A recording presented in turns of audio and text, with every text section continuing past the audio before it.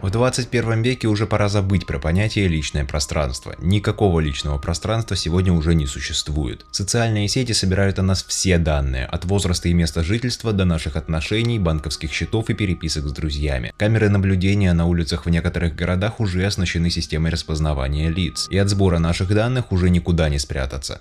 Технически спрятаться можно, но для этого нужно выбросить вообще всю электронику и жить в лесу наедине с лосями и медведями. Тем удивительнее для меня, что до сих пор единственной видеоигрой, затронувшей этот аспект нашей жизни не в виде какого-нибудь киберпанка, остается Watch Dogs. Корпорация Bloom смогла превратить американский Чикаго в умный город, где вся инфраструктура, все сети, все данные связаны воедино и управляются специальной операционной системой CTOS. Она управляет дорожным движением, системами безопасности, деньгами, она умеет предсказывать преступления, она видит все самые грязные секреты. CTOS не может выполнять все эти функции просто так, она выполняет их, основываясь на собранных данных о людях, которые она где-то хранит. И к этим данным у кого-то есть доступ, а конкретно у ее создателей. А еще у тех, с кем эти создатели очень сильно дружат, чтобы эти данные можно было этим друзьям предоставлять. Это создает опасные ситуации, когда личные данные этих людей могут попасть не в те руки. Кто будет следить за теми, кто следит за нами, когда мы об этом даже не подозреваем? Кто расскажет людям, что система далеко не идеальна и относиться к ней нужно крайне осторожно?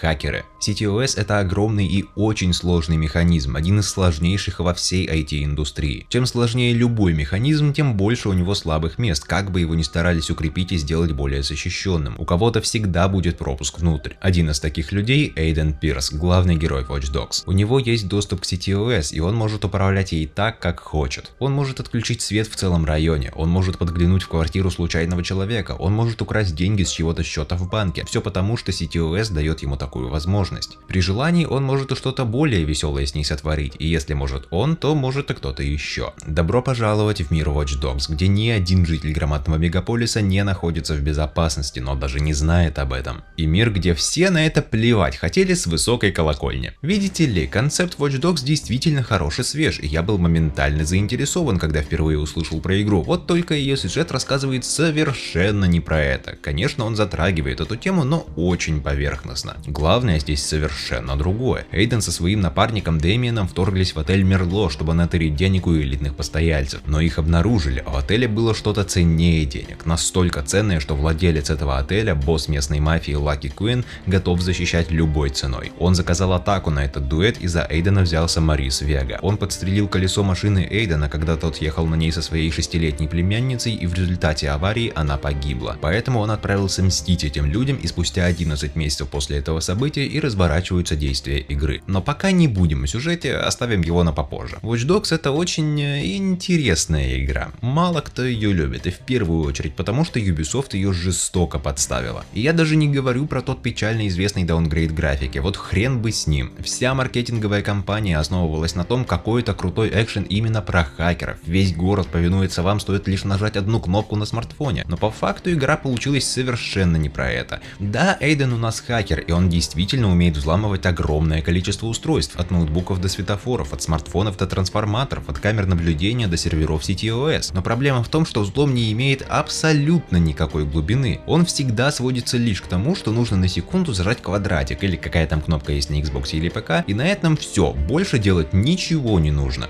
Иногда при взломе чего-то посложнее, вроде того же сервера, нам все же нужно обойти защиту, и разработчики не придумали ничего лучше, чем просто впихнуть сюда мини-игру из серии «Соедини точки». Причем эта мини-игра ни разу не заставляет вас напрячь целиком даже одну извилину своего мозга, настолько она простая. И даже связывать различные хаки в цепочке не получится, потому что связывать тупо нечего. Игра сама подскажет вам в нужный момент, когда надо нажать кнопку, чтобы канализация взорвалась прямо под машиной врагов, даря вам бесплатные убийства. Единственный случай, когда вы можете сделать хоть что-то интересное, это открыть дверь гаража, закрыть ее за собой, а затем устроить блэкаут, чтобы враги не смогли открыть дверь. Кроме этого, все. Надо разбить машину преследователя, жми квадрат, когда игра скажет. Надо быстро разобраться с врагом, жми квадрат, чтобы взорвать трансформатор. Надо хакнуть камеру, жми квадрат. И чтобы переключиться на другую камеру, тоже жми квадрат. Вся центральная тема игры сводится к тому, чтобы вы нажимали квадрат для взаимодействия с каким-либо предметом. Обидно. С другой стороны, Эйден уже имеет какой-то опыт в сфере взлома всякого говна, и он наверняка успел сделать что-то вроде быстрых ссылок для выполнения таких действий, чтобы не красноглазить код уже в 726 раз, когда надо хакнуть светофор. Но это не отменяет отменяет того, что хакинг в игре про хакеров очень быстро уходит на второй план, и на первое место выходит боевая система. В Watch Dogs вам придется очень много стрелять, ну или стелсить, ваш выбор. И я скажу, что это один из лучших аспектов игры. Только отмечу сначала, что наш мистер Пирс без всяких рюкзаков и сумок умеет таскать с собой одновременно 14 пистолетов, включая пистолеты-пулеметы, 12 штурмовых винтовок, 6 дробовиков, даже автоматический,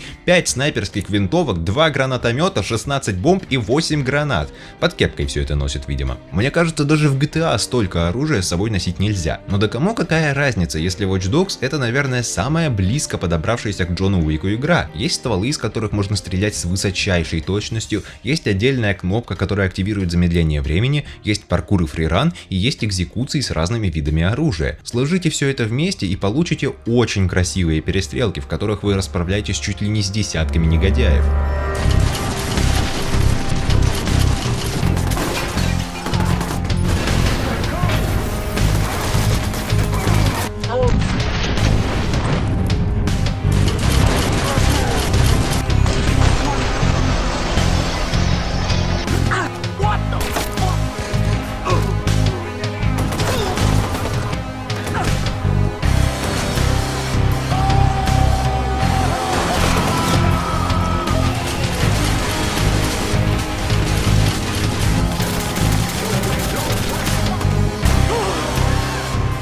Конечно, все это настолько красиво выглядит в большинстве своем как раз из-за слоумо и экзекуций, но разве это плохо? Слоумо дает вам больше времени на прицеливание и держит вас в относительной безопасности, и заодно вы можете вести у себя в голове комбо по хедшотам, сколько получится сделать за одну итерацию замедления, к примеру. Это весело, и если вы хотите где-нибудь красиво поубивать плохих парней, это сюда. Но и здесь без проблем не обошлось, причем с самым главным, вашим арсеналом. Он очень широк и в большинстве своем пополняется естественным путем, когда вы подбираете пушку у убитого врага. Еще несколько вы можете купить, но вот с балансом у них есть некоторые проблемы. У них у всех есть общий рейтинг по 5-звездочной шкале, но он толком ничего не значит. Есть просто имбовые стволы вроде Spec Ops 1911, который является единственным пистолетом с глушителем в игре, и раз он с глушителем, то он, конечно же, не издает никаких звуков вообще, а значит, с его помощью вы можете без каких-либо проблем насажать всем хедшотов, пока враги смотрят друг на друга и не видят, как дохнут их товарищи, и за пару минут быстро и незаметно зачистить территорию. И этот пистолет доступен с самого начала игры. Или автоматический дробовик, который стреляет лишь немногим медленнее штурмовой винтовки, но при этом наносит колоссальное количество урона, особенно против энфорсеров, вот этих вот бронированных чуваков. Все это приводит к тому, что со временем у вас просто появляются стандартные пушки, и кроме них вы ничего не используете. Да кроме них ничего и не хочется использовать, когда в каждом из 4 слотов оружия хранится больше 5 пушек. Выбирая ствол, можно просто запутаться. А уж если собрать весь возможный арсенал, то вообще тушите свет. Но стоит вам определиться со своими любимчиками, все, местные заварушки превращаются в настоящее веселье. ИИ особым умом не блещет, но при этом он и не настолько тупой, чтобы вы могли беззаботно бегать по арене в открытую, и они ничего не могли с вами сделать. Если что, они сами могут вас достать за вашим укрытием, и убить вас они могут быстро, что держит в тонусе, даже несмотря на автоматически восстанавливающееся здоровье. А еще есть такое ощущение, что патроны тоже восстанавливаются автоматически, иначе я не могу объяснить, как я всю игру смог пройти, ни разу не забежав в оружейный магазин за амуницией, потому что в каждой новой перестрелке у меня был максимально возможный боезапас. Нет, какое-то количество патронов вы можете подбирать с мертвых врагов, но не настолько много. Возможно, игра действительно подсовывает вам еще патронов, ну а может, мне кажется. Watch Dogs буквально построена на противоречиях. Уж не знаю, кто здесь в чем виноват, но в общем и целом опыт вышел очень странный. Местный Чикаго — это один из самых живых открытых миров, что я видел. Он достаточно большой, и да, он все равно является сильно урезанной версией реального города, но он все равно может быть очень разным. Богатый центр, который никогда не спит и озарен яркими огнями ночью. Бедный район Уордс, в котором грязно, темно и даже машины все ездят побитые и уставшие. Паркер Сквер, похожий на что-то вроде тихого центра, милого и компактного района, где все всех знают, и пригород с проселочными дорогами и большим озером в центре. Чикаго прозвали городом ветров, и это Ubisoft смогли передать великолепно, даже несмотря на даунгрейд графики. Судя по желтым листьям на деревьях и достаточно теплому костюму Эйдена, действие происходит где-то осенью, и она выглядит прекрасно. От золотых закатов, когда солнце ослепляюще светит сквозь листья деревьев и высокие здания, до проливных дождей, когда небо над городом становится темным, поднимается ветер, и все, чего хочется в такую погоду, это это поскорее залезть в теплую сухую машину или забежать в какую-нибудь кофейню и выпить кофе, поглядывая на ливень из окна. Этот Чикаго выглядит прекрасно при любой погоде и в любое время суток. Но мало просто выглядеть, это открытый мир, который должен ощущаться живым. В смартфоне Эйдена есть профайлер, софтины для распознавания лиц и всякого прочего. У каждого прохожего есть свое имя, профессия и даже какие-то интересные факты. Кто-то саентолог, кто-то недавно расстался с девушкой, а кто-то использует свой день рождения как пароль. Многие прохожие не просто тупо ходят по улице, есть группы друзей, которые пытаются сделать селфи на фоне достопримечательности, есть чуваки, которые запускают дроны, есть ребята, которые играют в игры в дополненной реальности, кто-то узнает Эйдена на улице и фотографирует его, а кто-то вообще совершает грабеж средь бела дня. Где бы вы ни находились, люди в этом городе всегда занимаются чем-то разным, и их поведение зависит от погодных условий. Ночью людей меньше, днем больше. В дождь некоторые ходят с зонтами, а люди без зонтов стараются укрыться сумкой или пиджаком и бегут быстрее, чтобы спрятаться от дождя. Уже никто не сидит на открытых террасах кафе и особо по паркам не гуляет. Даже автомобилисты могут попадать в разные ситуации. Все знают о том, что в игре можно взломать светофор на перекрестке и заставить всех ехать на зеленый, тем самым спровоцировав большое ДТП. Но водители могут и сами попадать в аварии. К примеру, когда один стоит на светофоре, а чувак сзади несется на полной скорости и не успевает нажать на тормоз. Потом оба водителя выходят из своих машин и начинают сокрушаться, что один теперь опоздает на встречу, а второй влип на дорогой ремонт. И даже вы сами легко можете влиться в эту обычную жизнь большого города. Вы можете прокатиться на метро, к примеру. И я даже не имею в виду fast travel, хотя и такая опция имеется. Вы можете просто сесть на поезд и поехать, глядя в окно на здания и проезжающие внизу машины, а потом выйти на нужные станции. Вы можете чекиниться у городских достопримечательностей и даже оставлять небольшие подарки другим игрокам. Можете даже забежать в киоск и купить энергетик, а заодно запустить местный шазам и узнать, что за музыка играет у продавца, и добавить ее в свою медиатеку, чтобы потом слушать в дороге. Жалко только, что несмотря на то, что физически в телефоне Эйдена камера есть, использовать ее никак нельзя. Версия 0.01 оправдывает себя, драйвер камеры видимо сделать еще не успели. А жаль, я бы с фоторежимом тут завис надолго. Тем не менее, все это невероятно подкупает, и этот город действительно ощущается живым, в нем происходят различные ситуации, с ним можно взаимодействовать, а благодаря весьма разным прохожим даже просто медленно гулять ночью по набережной не скучно. Раз уж до настоящего Чикаго в эти ковидные времена не добраться, да и вообще туда хрен доедешь из России, то хотя бы так можно пройтись под красными разводными мостами с яркой подсветкой. Очень красиво. А еще, даже несмотря на однокнопочный взлом, игра все же дает вам почувствовать себя неким невидимкой. Да, вам не составляет труда подключиться к чему-то телефону и увидеть переписку или подслушать разговор, или вторгнуться в квартиру и подсмотреть за ее обитателями, но то, что вы можете незаметно заглядывать в чужие жизни и узнавать секреты других людей, заставляет вас чувствовать себя почти всемогущим. Люди любят, когда всякие тайны вылезают наружу, даже если не признают этого, и Watch Dogs позволяет вам удовлетворить это чувство. Однако есть у нее одна проблема, и имя ей шкала репутации. Игра считает Эйдена неким дружелюбным соседом-пауком, который следит за порядком в городе и ловит всяких преступников. Я не нашел адекватного перевода слова vigilante на русский, так что вот вам такая аналогия. И с этой точки зрения вполне логично, что он личность в городе известная, и как-то горожане должны его воспринимать. И логично, что если он устраивает резню и убивает 2 десятка простых прохожих, то им не только полиция заинтересуется, но и общество будет относиться негативно. А если он спасает людей от грабителей и убийц, а мирных не трогает, то люди начинают его любить и радоваться, когда он проходит мимо. В теории звучит неплохо, а вот на практике все играет против этой системы репутации. На моем прохождении этого не очень видно, потому что я в целом игрок спокойный и не очень люблю просто так без причины начинать сеять хаос, но даже мне проблема этой системы очевидна. Например, CTOS определила, что где-то должно произойти преступление. Вы, как дружелюбный сосед Эйден Пирс, тут же выдвигаетесь спасать ни в чем не повинного гражданина от беды, и начинается веселье. Вам нужно с помощью профайлера найти потенциальную жертву или преступника и наблюдать за ним, вместе с этим следя за вероятностью преступления. И только тогда, когда индикатор становится красным, вы можете вмешаться. Если вы выбежите из укрытия, чтобы нейтрализовать преступника хотя бы на долю секунды раньше того, как индикатор станет красным, он вас заметит, преступление сорвется и его участники просто тихо разойдутся, а вам никакого бонуса не будет. Если вы хотя бы на долю секунды раньше красного индикатора выстрелите в преступника, это засчитается как убийство и ваша репутация упадет. И не важно, что вы в обоих случаях фактически спасли жизнь человеку, игра так не считает, а потому наказывает вас за это. Более того, иногда бывают даже такие ситуации. Вы бежите обезвреживать преступника, а у него пистолет, но вы не хотите в него стрелять, а только догнать его и обезвредить. Он стреляет вам вслед, люди вокруг пугаются и вызывают полицию, что вполне естественно. Вот только после этого CTOS начнет сканировать местность, пытаясь найти вас, а не преступника, даже если у вас идеальная репутация.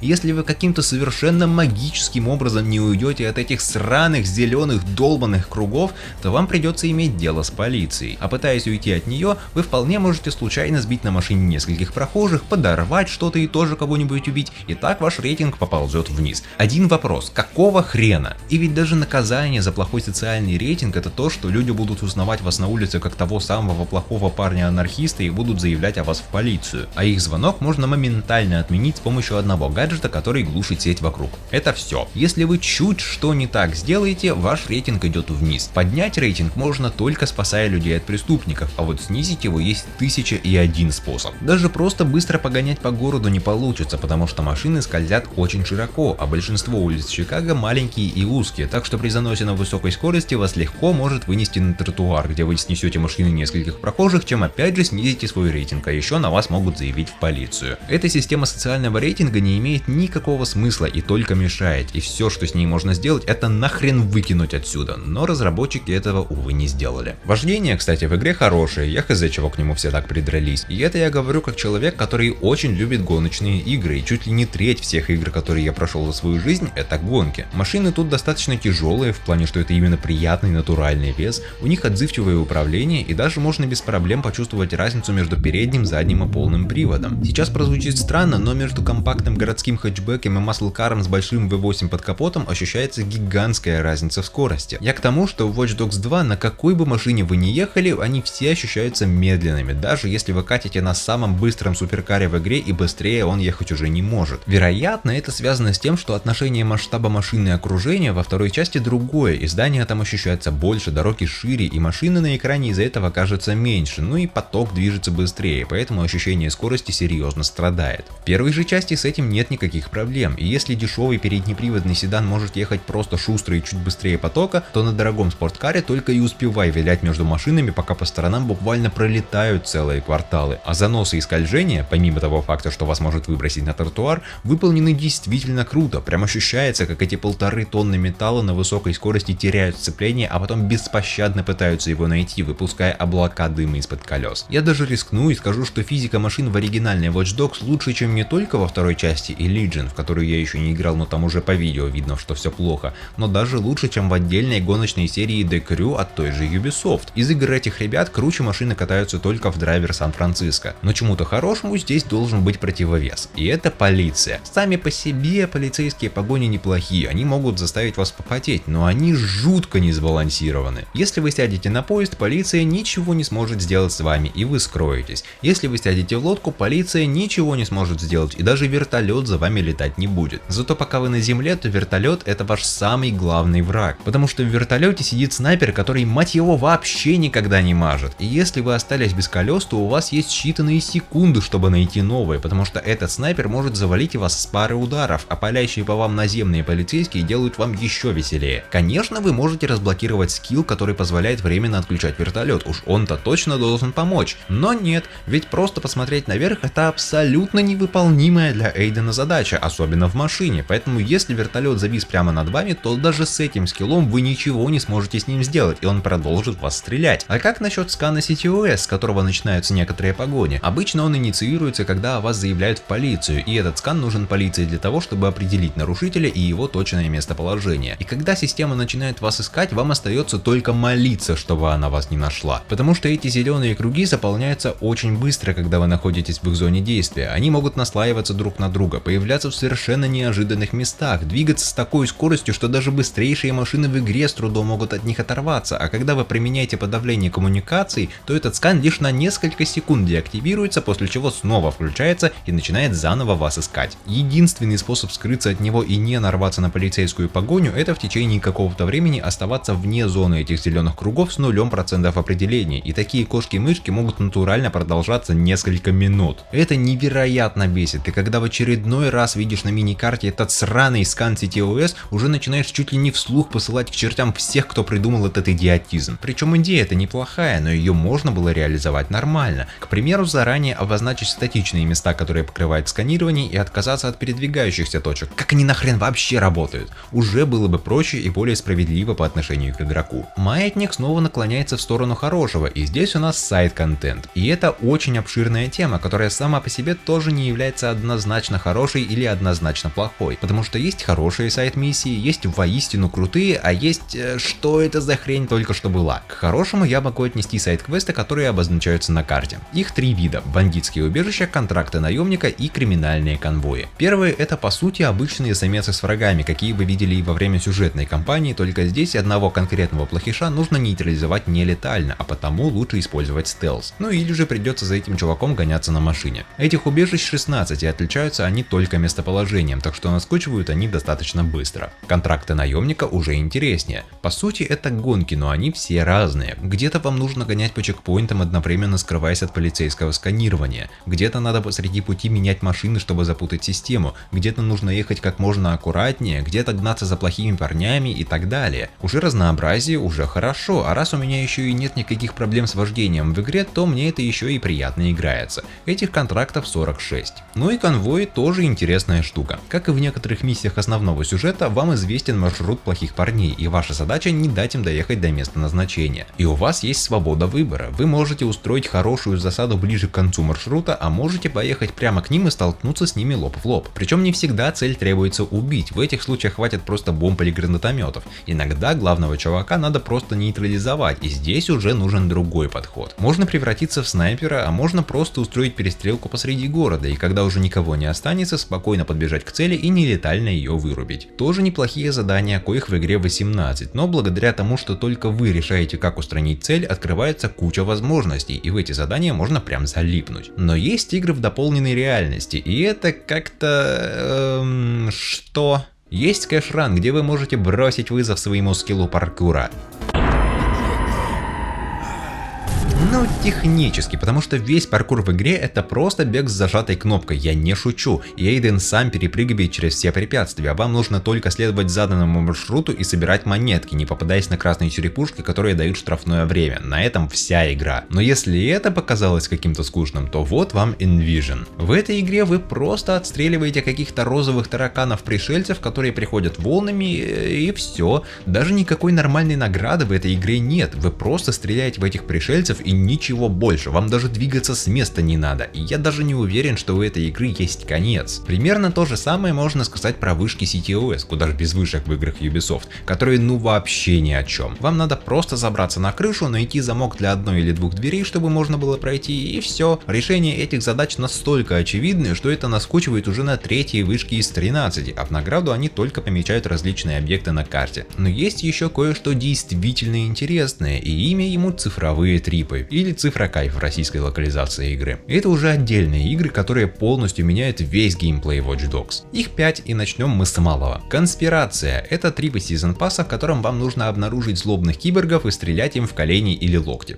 Все. Дальше психоделия. Здесь обкуренный Эйден летает по городу, прыгая по огромным цветам, и вам нужно таким образом пропрыгать маршрут, пока на фоне играет отбитая музыка, Пирс крипово орет и смеется, а весь экран заплывает радугой и искажается. Я не знаю, почему это здесь, но окей. Теперь танк-паук. И да, здесь вы управляете огромным железным пауком, цель которого сеять хаос. Игра состоит из 15 целей формата разрушить X машин, убить X полицейских и уничтожить поезд. Каждая новая цель все сложнее, и на каждую дается все меньше времени. И это действительно весело, как минимум первое время, потому что все вокруг взрывается, гремит, а паук высоко летает, бегает по стенам и даже умеет висеть вверх ногами. Здесь я скажу, что у каждого трипа, кроме психоделии, есть свое дерево скиллов, которое помогает вам как-то продвинуться дальше. Здесь, к примеру, вы можете улучшать своего паука, чтобы он становился прочнее, или добавлять ему какие-то способности, чтобы хаоса было еще больше и вас никто не смог остановить. Четвертый трип — это безумие, он так называется, и это чуть ли не лучший кусок сайд-контента во всей игре, потому что это чертов Кармагеддон. Чикаго превратился в отдельный филиал ада на земле, повсюду бегают демоны, и вы на своем маслкаре, подготовленном для зомби-апокалипсиса, растекаете по улицам города, сбивая этих демонов. В чем-то этот трип похож на танк-паук, только здесь у вас целей гораздо больше, и игра ощущается бесконечной, ну до тех пор, пока вы не выполните 29-е задание. А вообще это убить энное количество демонов, проехать какое-то расстояние, собрать максимальное комбо сбитых демонов и оторваться от полиции. Все это время на фоне играет агрессивный то ли синтвейв, то ли просто электророк, но это максимально весело. На фоне происходящее комментирует какой-то чувак, который подбадривает вас, а вы и ваша верная машина продолжаете ломать всем кости на скорости 200 км в час и забирать души демонов. Эти же души являются энергией, которую можно использовать для дополнительных гаджетов, которые помогут вам убивать еще больше демонов, и скиллы тоже направлены на это. Мне кажется, что именно машина из этого трипа является самой быстрой и управляемой во всей игре, но даже несмотря на это, она все равно может хорошо скользить. И в отличие от основной игры, здесь это является преимуществом, ведь вам нужно уничтожать как можно больше демонов. И как же классно это выглядит, когда получается боком въехать в толпу и задавить разом троих или даже четверых. Я уже чисто ради этого готов иногда возвращаться в Watch Dogs после прохождения.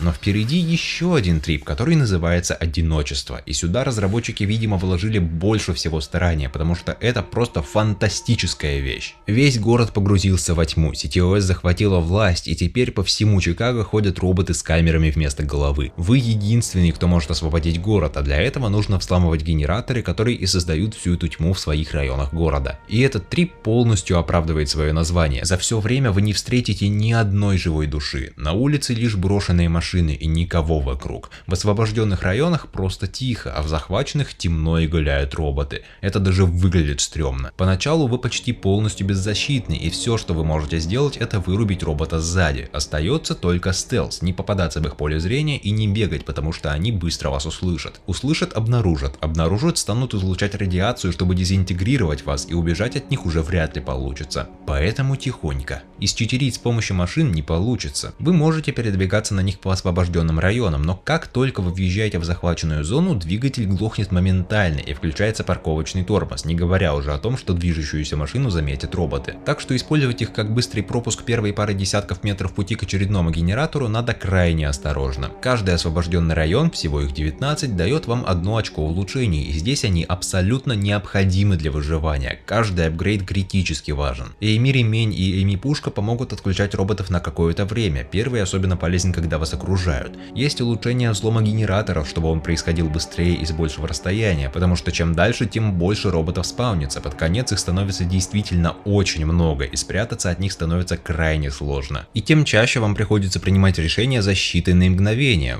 Вырубить этого робота, но замедлиться, попытаться пробежать или атаковать всех, а если атаковать, то нелетально или огнестрелом, которого тут очень мало, а на шум сбегутся и другие. Это постоянно держит в напряжении. Все это время в захваченных районах Эйден слышит голос своей сестры Ники, которая обвиняет его в смерти племянницы и говорит, что лучше бы он сам умер, чем она. Это весьма символично, ведь так Эйден сталкивается со своими демонами и пытается бороться с чувством собственной вины за смерть 6-летней Лены. Ну и заодно захваченные районы — это утрированный образ города, захваченного системой, где людям места нет. Шаг из дома — расстрел. Развитие технологий умного города может привести к такому, и от этого Эйден освобождает Чикаго. Это действительно крутой трип, и он наравне с безумием является моим любимым побочным контентом в Watch Dogs. Но я скажу даже так, такого разнообразия контента, как в этой игре, я нигде не припомню. Чтобы одновременно была и какая-то полная хрень вроде Envision, и такое золото, как эти 2 цифровых трипа, которые полностью меняют игру и превращают ее во что-то совершенно иное, со своими эмоциями и своим смыслом, хотя последнее больше относится только к одиночеству. Эти цифровые трипы я могу считать одним из лучших примеров сайд-контента из всех игр, в какие я играл, и мне жутко обидно, что они оказались зарыты глубоко в меню смартфона Эйдена, и многие их так и не увидели. Иначе я не могу объяснить тот факт, что из второй части они пропали. Очень надеюсь, что в Legion они вернутся, но что-то подсказывает мне, что зря я надеюсь.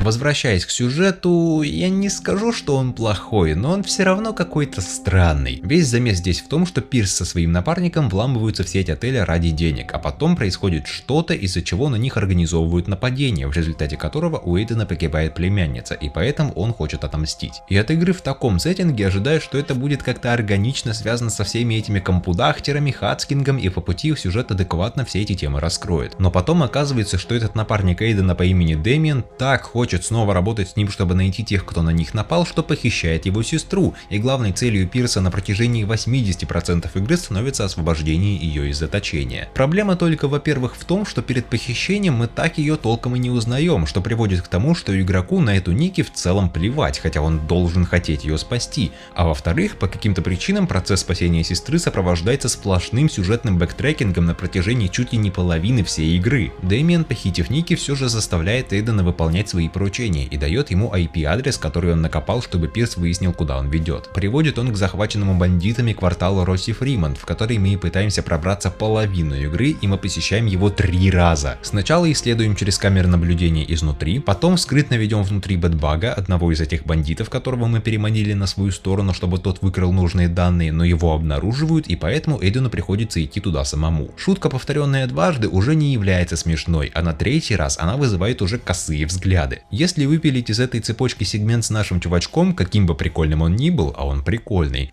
How old are you? 19. I'm 19, man. Jesus. You're still a kid. Grandma says I was always big for my age. Why are you hanging around with these assholes? And my family. Well, I thought they were. You got family? Yeah. Kids? No. You? Probably. Oh, shit, man. Don't make me laugh. То тогда нам пришлось бы посетить этот район только дважды, что уже было бы не так затянуто. Вместо этого можно было бы уделить больше внимания другим вещам. Больше раскрыть персонажа, который является главной мотивацией Эйдена на протяжении всей игры, к примеру, или других ключевых, казалось бы, героев, на которых вообще забили сразу же, ну или хотя бы чуть больше запариться с дизайном миссии, потому что на протяжении всей игры вам не дают ни одного интересного задания. Зачистить зону, пробраться внутрь, проследить за чуваком, устранить чувака, взломать телефон, и на этом в принципе все заканчивается. Вроде как Watch Dogs понимает, что она должна быть про CTOS, опасности, которые она несет, и она даже затрагивает эти темы, но лишь вскользь. Все остальное время она тратит на выяснение того, кто кого хотел шантажировать, кто кому заказал атаку на протагониста и на решение семейных проблем Эйдена. Если копать глубже, находить аудиологи и прочую мишуру, то видно, что сценаристы действительно хотели написать игру про CTOS и хакеров, развить тему контроля корпораций и прочего. Из этого можно почерпнуть какую-то информацию, но ее надо очень сильно искать. В итоге Watch Dogs создает новый оригинальный сеттинг, начинает наполнять его, но потом бросает все на полпути и начинает рассказывать обычную историю мести, которая сеттинг этой игры вообще к черту не уперся, и которая пол игры вообще даже не про месть, а про хрен знает что. Но это не единственная проблема. Кроме этого, сюжет как-то очень классно написан. Вот вроде как главная цель Эйдена на протяжении 80% игры — это вытащить свою сестру из заточения. Казалось бы, это должна быть мощная мотивация и для персонажа, и для игрока, который должен хотеть помочь персонажу осуществить эту цель. Но загвоздка в том, что перед похищением Ники мы увидели ее только в 2 катсценах, и у нее суммарно было 5 минут экранного времени, за которые она вообще никак не успела раскрыться. Кто она вообще такая? Почему я должен хотеть ее спасти, кроме того, что она сестра главного героя? А хрен его знает. И на протяжении всей остальной игры, сюжет который проходится где-то часов за 15, Дэмиан лишь 3 или 4 раза дает Эйдену поговорить с ним минутку по телефону, и после этого следует одна миссия, в которой мы увозим ее из города, и она заканчивается 3-минутной катсценой, в которой они прощаются, Ники говорит брату, что разочаровалась в нем, и она уезжает со своим сыном куда подальше. На всю игру этой Ники едва набирается на 20 минут, из которых большую часть времени ее даже на экране нет, и за это время она вообще не успевает раскрыться. Это первый уничтоженный персонаж, который вместе с этим ломает мотивацию и протагониста, и игрока. Дальше Дэмиан, который вообще никакой. Просто всю дорогу такой: мы были партнерами, Эйден, что стряслось? Он не эволюционирует, он не показывает себя с каких-то интересных сторон. Да и взаимодействие с ним на всю игру едва ли больше, чем с той же Ники, и оригинальности в них чуть ли не меньше, чем в очередном новом альбоме Maroon 5. Один из главных злодеев — Слит. Ну, хотя бы озвучка в исполнении Дэниела Кэша неплохая. Oh, you're adorable. Blaming your family problems on me? Damien crossed the line, he made the Batman angry. What about me? What about you? You're not the only one suffering. They made me a cripple. They took everything from me. Don't you see? That's what binds us together. Лаки Квин просто босс мафии. Он, конечно, строит из себя обычного доброго тихого дедушку, что здорово контрастирует с его темными делами, и это делает его достаточно мерзким типом, но больше про него сказать нечего.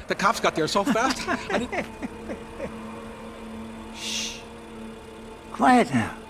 It's all over, son. I got it, Elise, right? That's what matters. It is indeed what matters most. This is how the world turns. Not much room for fuck-ups. Oh, I get that, Mr. Quinn. I do. It wasn't my fuck-up, though. Yeah. It wasn't. Calm now. It's all right. Calm? И Ирак – обычный гэнгстер из бедного района с манией величия, и поэтому он хакнул всю элиту города. Когда описание ключевых персонажей укладываются в одно короткое предложение на каждого, а экранного времени у них лишь на 2 секунды больше, чем занимает произношение этого предложения, мне кажется, это значит, что где-то сценаристы свернули не туда. Да и очевидные сюжетные просчеты тоже заделывать никто не стал. Когда Джексон, 10-летний сын Ники и самый важный персонаж вообще во всей игре, во второй раз убегает, чтобы найти свою маму, которую похитил Дэмиен, он отправляется по следам людей, которые ее забрали. Конечно же, у них есть своя злодейская база, на которую парень пробирается и прячется внутри, ожидая, пока дядя Эйден придет и спасет его. И игра буквально обязывает вас убить всех, кто есть на этой злодейской базе, что в любом случае приводит к очередной жесткой перестрелке в духе Джона Уика. Пройти по стелсу не вариант, вы обязаны положить всех. И все ради того, чтобы в катсцене Джекс испугался своего дядю, увидев через камеры наблюдения, что он наделал. Вот по-другому вообще никак нельзя было, да? Или пресловутый Росси Фримонт. Эйден, ты сам сказал, что это место крепости, пробраться туда самому не получится, но спустя время он что делает? Врывается туда с винтовкой в руках и кладет там всех, чтобы добраться до данных в комнатушке Ирака. Да даже Бэтбак, когда мы впервые его видим, он уже лузер в этой общине, и Ирак, его собственный брат, готов его убить, если тот проколется еще раз. Но потом он видит его в своей абсолютно личной защищенной комнате, куда он не пускает вообще никого, скачивающим весь тот компромат, который Ирак выкапывал все это время, и он уже готовится выкинуть Бэтбага из окна, но через пару минут тот звонит Эйдену, как ни в чем не бывало. Какого черта Ирак оставил его в живых после такой подставы? И такого тут полно. Итого мы имеем сюжет, который не соотносится с сеттингом, коряво написан, а некоторые ключевые персонажи просто никакие. Прекрасное начало. Но все лучше, чем та бредятина из второй части, где сюжет пусть наконец и сочетается с сеттингом, но подается через призму тупых подростков, которые кекают с мемасов в перерывах между уничтожением самых могущественных корпораций мира с такими же скиллами Джона Уика. Или Свят-Свят Лиджен, которая благодаря своей великолепной концепции с заменой нормальных персонажей на наемных NPC превратилась тупо в симулятор говорящих голов без нормальных диалогов и постановки вообще. Такое ощущение, что Ubisoft здесь как флюгер. Люди гнали на то, что Эйден плохой персонаж и игра слишком мрачная, пожалуйста, вот вам цветастая и веселая Watch Dogs 2. Что, не нравится? Скучаете по Эйдену? Да идите вы, играйте за кого хотите, уже не наше дело. Ну ладно, вот вам еще DLC с бородатым пирсом, чтобы не выступали. Определитесь уже, а? Но я еще не закончил. Если отойти чуть подальше и взглянуть на сюжет первой Watch Dogs с более общим планом, то он выглядит все же относительно целостным и следить за ним особого труда не составляет, что уже хорошо. А самая сильная его сторона — это персонажи. К примеру, Джорди. Это наемник, который работает с Эйденом и помогает ему. И он, черт возьми, уморительный, беспечный, эксцентричный, все время метафорами и смешными речами описывает ситуации, но работу свою при этом делает на отлично. И он полная противоположность Эйдена. Когда эти двое начинают разговаривать друг с другом, их характеры постоянно контрастируют, вступают в конфликт друг с другом, и наблюдать за этим всегда интересно. Не говоря уже о том, какие перлы порой выдает этот чувак и как круто он озвучен. These two nutsacks are some unfinished business from a Gabonese job. You should have seen the way that they tried to take me out. I am driving this beast of a muscle car right out of the 70s. You know when an automobile accident was still called a fucking car crash? Let's go. Yeah, so these geniuses here think they're gonna ram me off the road with some plastic, eco-friendly shitbug. It just makes this weird ping and bounces off into a parked van. Here, hold that. Great. Thanks.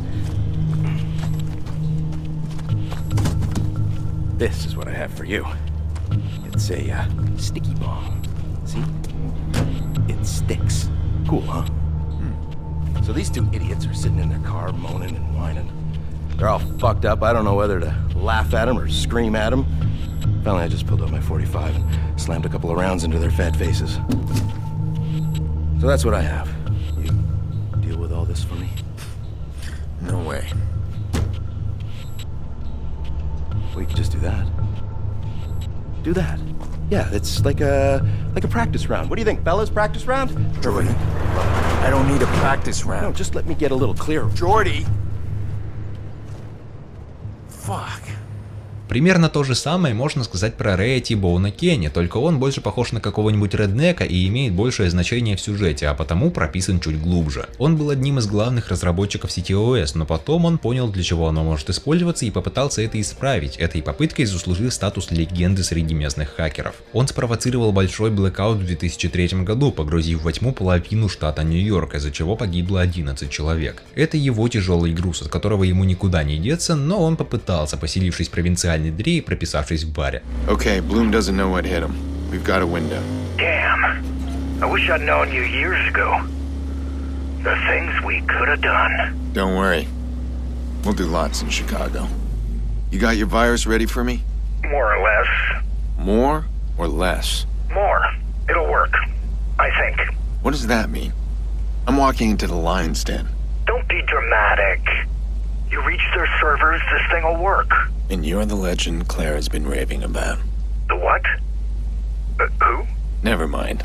Клара тоже интересный персонаж. Она хакер, которая помогала Эйдену все это время. В чем-то она похожа на Эйдена. Она тоже хочет справедливости, она очень умна и проницательна, что показывается, когда она понимает, что Бирс пытался ее прочитать при их первой личной встрече. I know what you were doing, trying to intimidate me.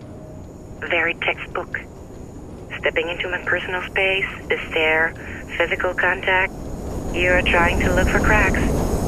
So did you find any? Wouldn't you love to know? Но вот насилие, с которым Эйден связан чуть ли не с детства, для нее в новинку, и его методы ее несколько пугают. Но у нее есть свой скелет в шкафу. Выясняется, что это она год назад выдала Эйдена мафии, которая уже и атаковала его, и это стало ее преследовать. Когда она узнала, что из-за этого погибла маленькая девочка, она стала пытаться все исправить, стала помогать Эйдену найти виновных, и поэтому она все это время продолжала работать с ним. И даже после того, как он узнал о ней правду и выгнал ее, она все равно пыталась помочь ему вытащить сестру из беды, не зная, что он уже ее спас, и попыталась сдать себя Дэмиону, который донес на нее мафии, которая стала охотиться на нее, и в итоге они ее таки убили. У ее мотивации есть какая-то глубина, и поэтому ее смерть все же цепляет. I thought if I could help you heal, help you find answers, maybe I could heal myself. But I can't. When this is all over, I hope we can at least talk.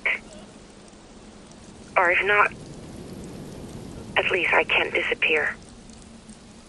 That's something I'm good at.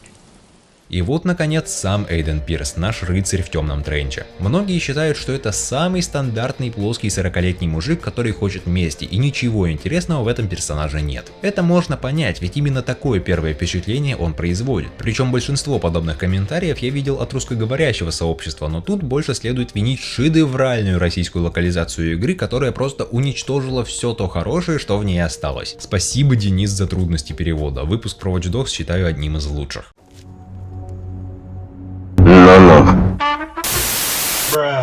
Но на самом деле Эйден куда интереснее, чем кажется на первый взгляд. Да, он опытный хакер, но это не особо важно. У него было тяжелое взросление. Дома в Ирландии он повелся с плохой компанией, от которой научился драться и стрелять. Взрослым он начал изучать психологию и со временем стал успешно применять ее на практике, залезая в головы к другим людям. Он пытался провернуть это с Кларой, он сделал это с Дэмионом, чтобы выяснить, что он знает о втором хакере в Мерло, чтобы потом попытаться добраться до правды без него. И он сделал это с Бэдбагом, поняв, что он паренек пугливый, неуклюжий и висит на волосок от смерти, но с большими амбициями, и он использовал это, чтобы шантажировать его и заставить проникнуть в Росси Фриман, чтобы стащить оттуда компромат. Он взламывает людей так же, как взламывает компьютерный код, и за этим очень интересно наблюдать. При этом сам он маскируется, не давая другим себя прочитать, из-за чего может показаться просто плоским и безэмоциональным, хотя на самом деле это совсем не так. Эйден весьма занимательная личность, он сильно защищает свою семью и ради блага своих близких готов пойти на все, даже на убийство. I'm sorry,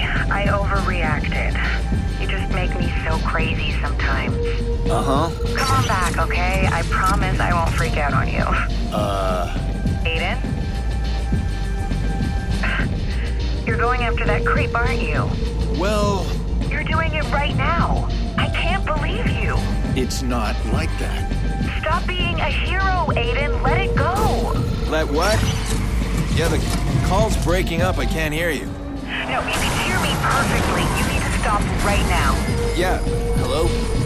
You still there? Can't hear you.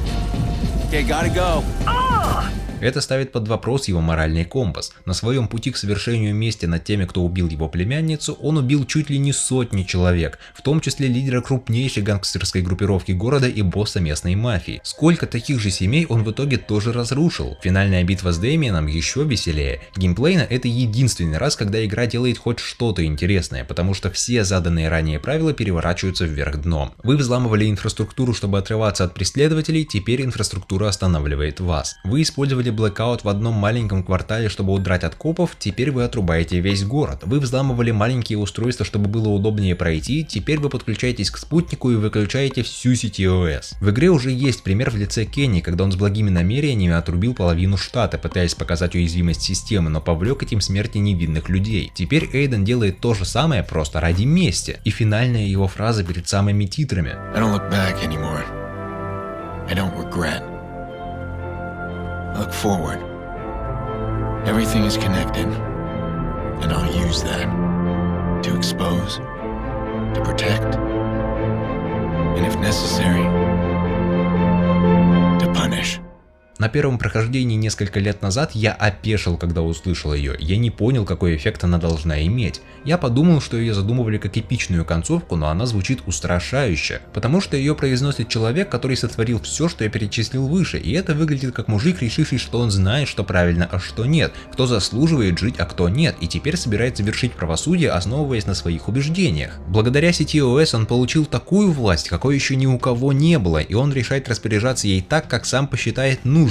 А ведь именно за это он ненавидел Блюм, но в итоге стал таким же. Но потом я узнал, что при создании персонажа разработчики вдохновлялись Уолтером Уайтом из сериала «Во все тяжкие». Когда этот больной раком учитель химии стал крупным наркобароном и уничтожил хрен знает сколько жизней, лишь бы обеспечить свою семью, которую он в итоге тоже сломал, чтобы им было на что жить после его смерти, это вызывало примерно те же эмоции. Под конец сериала Уолтера начинаешь бояться, ему становится сложно симпатизировать, это неприятный персонаж. Но персонаж не должен быть приятным, чтобы быть интересным. И то же самое относится к Эйдену. Он неприятный, но он абсолютно точно интересный. И это самое главное. А в конце Эйден приезжает в гараж, в котором заточен Морис, подстреливший тогда его машину. И нам дается выбор: застрелить его или оставить в живых. Сам факт этого выбора я считаю сомнением Эйдена насчет того, кем он является, исходя из сказанного выше. Он все же понимает, что он натворил за все это время и что он для кого-то может стать такой же мишенью. А решение, которое он принимает, определяет, по какому пути он пойдет дальше. Если он убивает Мориса, то это означает, что он точно знает, что в этом мире правильно, и те, кто думают иначе, заслуживают наказания. Но если он оставляет его в живых, то тогда в нем остается еще что-то хорошее, и так он дает и себе, и Морису шанс стать лучше, и мне кажется, что это классная концовка. И вот теперь уже можно резюмировать сюжет Watch Dogs. Это просто каша. Сам по себе, по своему строению, сюжет более-менее неплох, но он не предназначен для этой игры. Он дырявый, со скучно выстроенными миссиями, которые спасают только хороший геймплей в стелсе и в перестрелках, с одноклеточными ключевыми персонажами, но при этом его вытягивают классные диалоги и другие персонажи, играющие более значительные роли, и они действительно мощные, особенно в сравнении с остальными в этой игре. И за ними наблюдать действительно интересно. В какой-то момент начинаешь понимать, что продолжаешь играть уже чисто из-за них.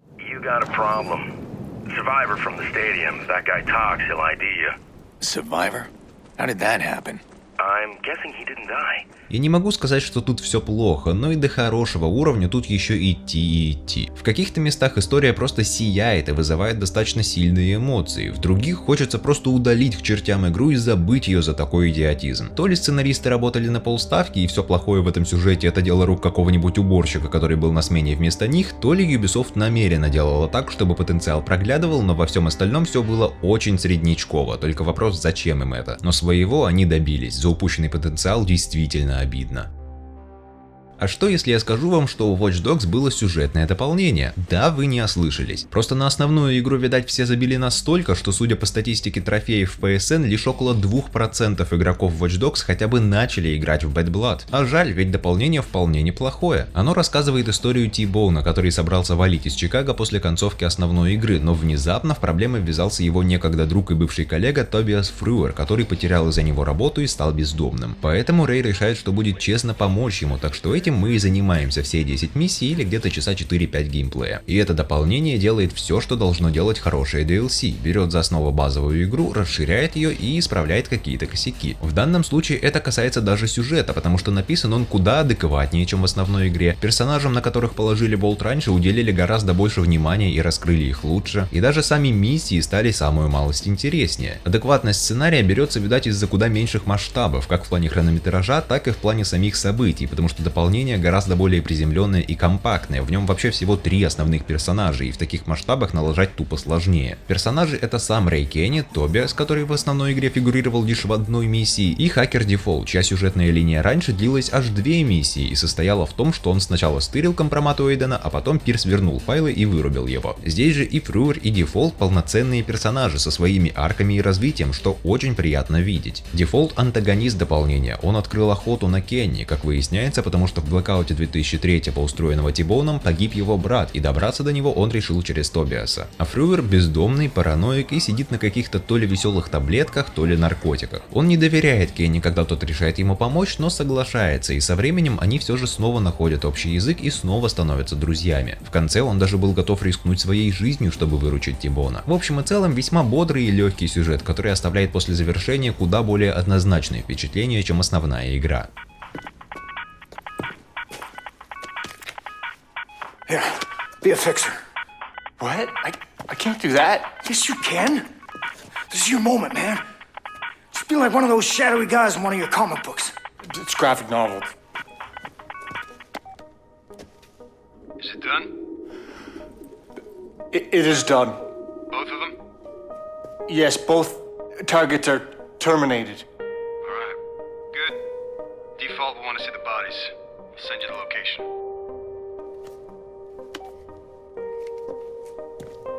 What the fuck was that? That was awful. What? He bought it? It is done. Shut up.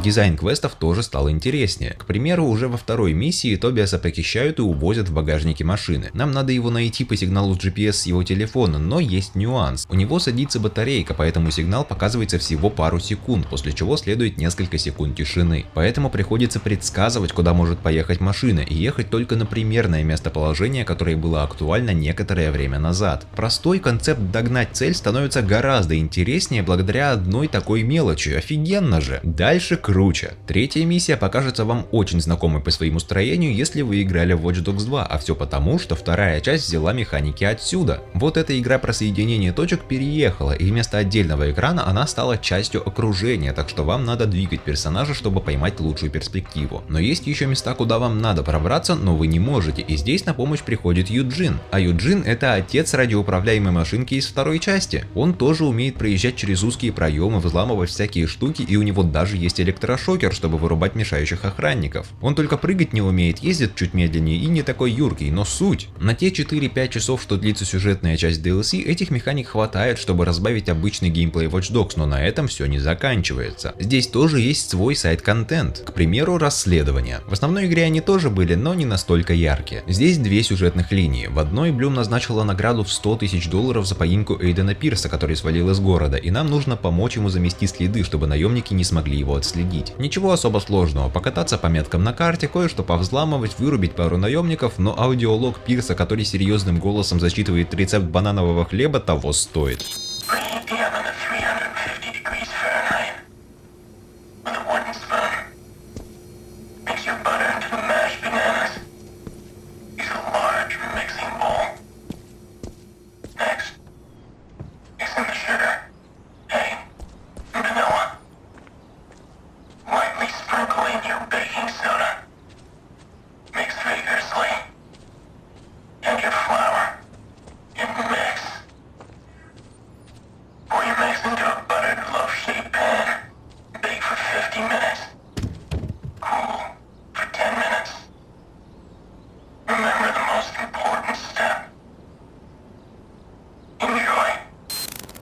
Все лучше, чем обычные коллектаблсы из основной игры, которые почему-то обозвали расследованиями. Другая линия повествует о совете Дэйвов, лидерах хакерской группировки DedSec, и Кларе, участнице этой группировки. Она работала с одним крутым хакером, но тот мог вести себя как ребенок, и она не была уверена, что может ему доверять. Имя этого хакера — Дефолт, тот самый. По ходу мы находим этих лидеров мертвыми, а затем выясняем, что Дефолт хотел стать частью DedSec, но его не приняли из-за его характера. Но и это еще не все. Появилась новая штука под названием зачистка улиц, хотя по сути это те же бандитские убежища из основной игры, но в нескольких разновидностях. Где-то нужно нелетально завалить не одну, а две цели, где-то скачать файл, где-то скачать несколько файлов, никого не убивая, и так далее. В общем, уже что-то поинтереснее. Еще и лидерборды добавили, правда я не вижу в них никакого смысла, потому что в Bad Blood никто не играл, из ваших друзей уж точно, а видеть на верхней строчке какого-то очередного азиата надоело уже в миллионе других игр. А еще гонки в контрактах на вождение стали пускай и однообразнее, но зато появилась еще одна цель. Нельзя снижать скорость ниже указанной, иначе через несколько секунд вас обнаружат, и это будет провал. Держит в тонусе, особенно когда на дороге много машин, которые тоже надо как-то объехать. Ну и цифровые трипы никуда не делись. Они такие же, как и в основной игре, только Эйдена заменили на Тибоуна, и в безумии и одиночестве на фоне другие голоса, которые произносят другие фразы. И на этом в принципе Bad Blood заканчивается. Это очень неплохое дополнение, которое приносит классный сюжет и вполне достойный сайд-контент, в который можно позалипать какое-то время. Хотя вот эту шкалу репутации так и не убрали почему-то. Я понимаю, почему она была в основной игре, но здесь-то зачем? Тем не менее, радует, что дополнение входит в Complete Edition, которое стоит не сильно дороже, чем обычное издание, так что можно заплатить всего на 300 рублей больше и получить вместе с основной игрой еще и классное DLC. Хотя не мне говорить, я урвал этот Complete Edition по скидке вообще за 570 рублей, и от такого предложения просто невозможно было отказаться.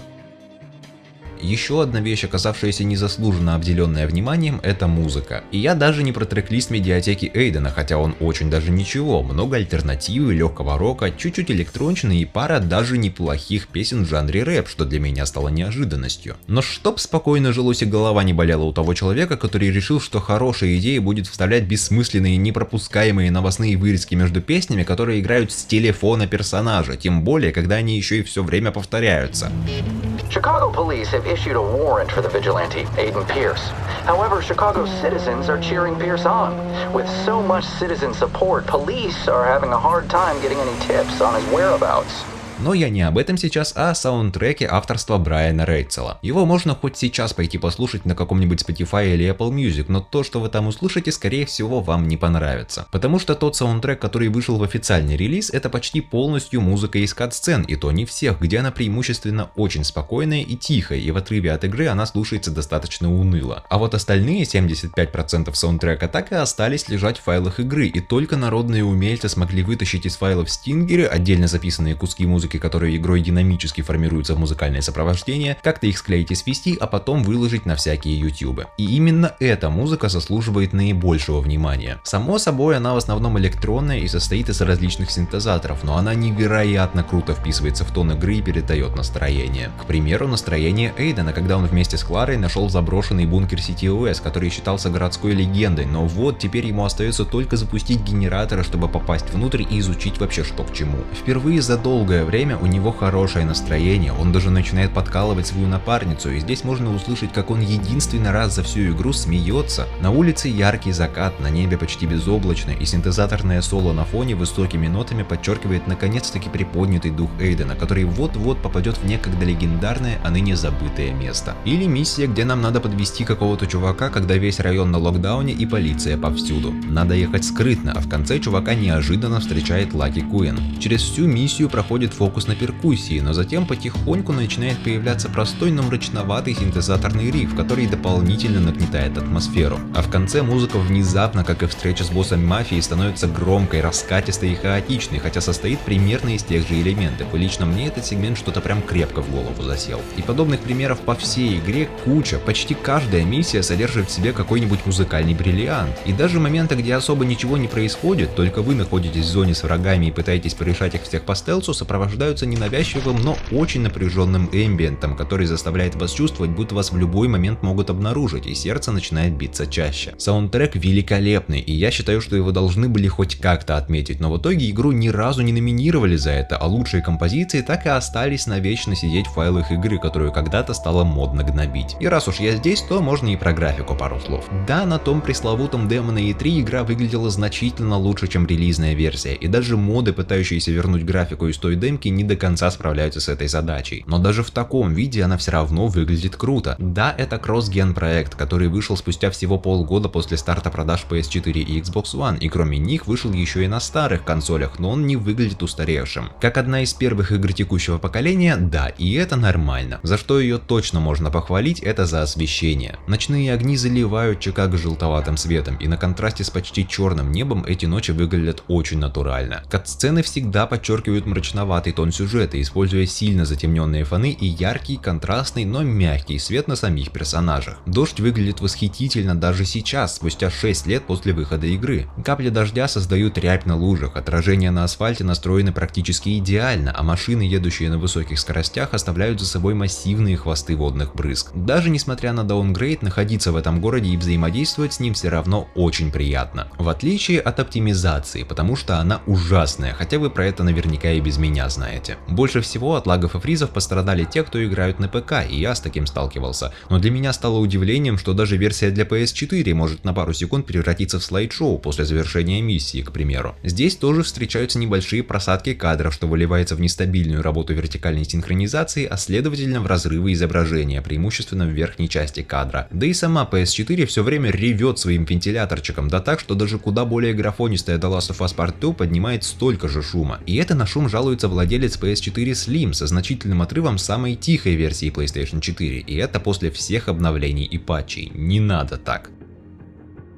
Что такое Watch Dogs? Вопрос сложный на самом деле. Я думаю, из того, как построен этот обзор, вы могли понять, что это очень противоречивый опыт. В игре много приятных моментов, но и косяков не меньше. И во время игры постоянно колеблешься, то ловишь наслаждение, то офигеваешь от бредовых механик. Это очень странная игра, потому что непонятно, как к ней относиться. Я впервые прошел ее осенью 2014 года, спустя несколько месяцев после ее релиза, и с тех пор я перепроходил ее почти каждый год, так что на сегодня у меня накопилось уже 4 или 5 прохождений. И я до сих пор не знаю, как ее охарактеризовать. В интернете есть люди, которые считают Watch Dogs недооцененным шедевром, и хоть меня и подмывает согласиться с этим, и я хочу, чтобы так и было, но на самом деле это не так. С фундаментальными проколами вроде посредственно написанного сюжета или того факта, что та же система социального рейтинга не дает просто повеселиться в этой песочнице, не прибегая к помощи сайт-контента, я не могу назвать ее шедевром. Но игра все же стоящая, и не только из-за своих преимуществ. Несомненно, этот Чикаго просто великолепен, и мне особенно нравится гулять по центру города. Настолько уютных мест в других играх я вот так сходу и не вспомню. Музыка просто фантастическая, как местное радио, так и само собой оригинальный саундтрек. И за главными персонажами наблюдать каждый раз чертовски интересно. И цифровые трипы просто золото. Но сейчас я предлагаю взглянуть немного за границы самой игры. Перед ее выходом Ubisoft развернула мощнейшую маркетинговую кампанию, и тогда было трудно найти человека, который интересовался бы видеоиграми, но не слышал бы о Watch Dogs. Это был свежий концепт, и он еще и должен был показать, на что действительно способен Next Gen. И все мы знаем, чем это обернулось. Этой кампанией Ubisoft жестоко подставила игру. Хакинг, заявляемый как одна из основных фишек, механически оказался самой обычной кнопкой взаимодействия, доступной на расстоянии, иногда сопровождаемой дурацкой мини-игрой. Некоторые заявленные фишки и механики вообще оказались вырезаны, а может их на самом деле никогда и не было. Графика даже на ПК с модами не дотягивает до демо-версий с E3, и понятное дело, Ubisoft за подобные махинации очень сильно огребла. Настолько, что им до сих пор это припоминают спустя 6 лет. В принципе, заслуженно. И после того, как Watch Dogs вышла и люди поняли, как их на самом деле обманули, и после такой волны негодования, судьба потенциальной франшизы оказалась под большим вопросом, во всяком случае в глазах людей. Но в 2016 году вышла Watch Dogs 2, а вот буквально только что вышла третья часть Watch Dogs Legion. И с одной стороны, Ubisoft вроде как усвоили этот урок, и подобных ошибок вроде как не совершают, во всяком случае далеко не в таких масштабах, но с другой это клеймо на франшизе так и осталось. Куда я ни посмотрю, многие новости и анонсы, связанные с Watch Dogs, до сих пор встречаются с некоторой долей скепсиса и недоверия. Черт, да даже я не без этого. Ubisoft заслужила то порицание, которое на нее вылилось после релиза первой части, но вот сама игра вообще ни разу. Я не знаю, как велась разработка этой игры. Делали ли ее изначально такой, какой она в итоге вышла, даунгрейдили ли ее к релизу и специально ли Ubisoft так раздувала ожидания, чтобы продать больше копий игры, мне неизвестно. Но независимо от этого, Watch Dogs предлагала новые и свежие идеи. Что-то она смогла воплотить в жизнь как следует, и эти вещи до сих пор уникальны для этой игры, читай цифровые трипы. Что-то не настолько хорошо, но видна затея и потенциал, который за ней стоял. И вся игра такая. Если взглянуть на нее немного внимательнее, то видно, что разработчики действительно горели проектом и хотели сделать что-то действительно крутое. У них не все получилось, но в значительной части они преуспели. Кто знает, как бы все обернулось для Watch Dogs, не распиарь ее так сильно Ubisoft. Забавно, что игра, которая затрагивает темы контроля корпораций и злоупотребления властью, сама стала жертвой этих вещей.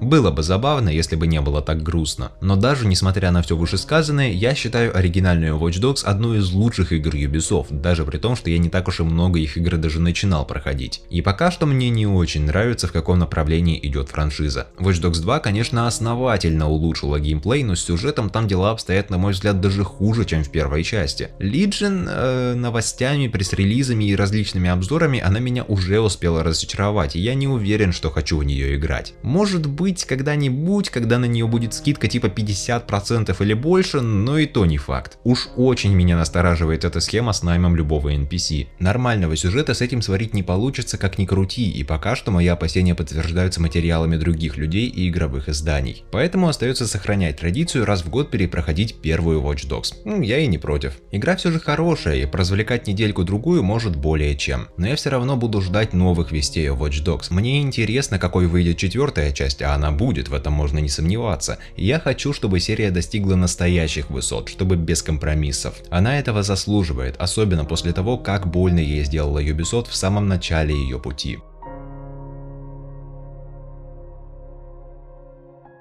Спасибо за просмотр. Что вы думаете об оригинальной Watch Dogs? Как вам игра? Пишите об этом в комментариях, мне интересно услышать ваше мнение. Пока вы там внизу можете установить лайк и поделиться этим видео с друзьями, чтобы помочь развитию канала, ну и взломать кнопку подписки, чтобы она стала серой, и кликнуть по колоколу, чтобы не пропускать новые видео вроде этого. До скорого.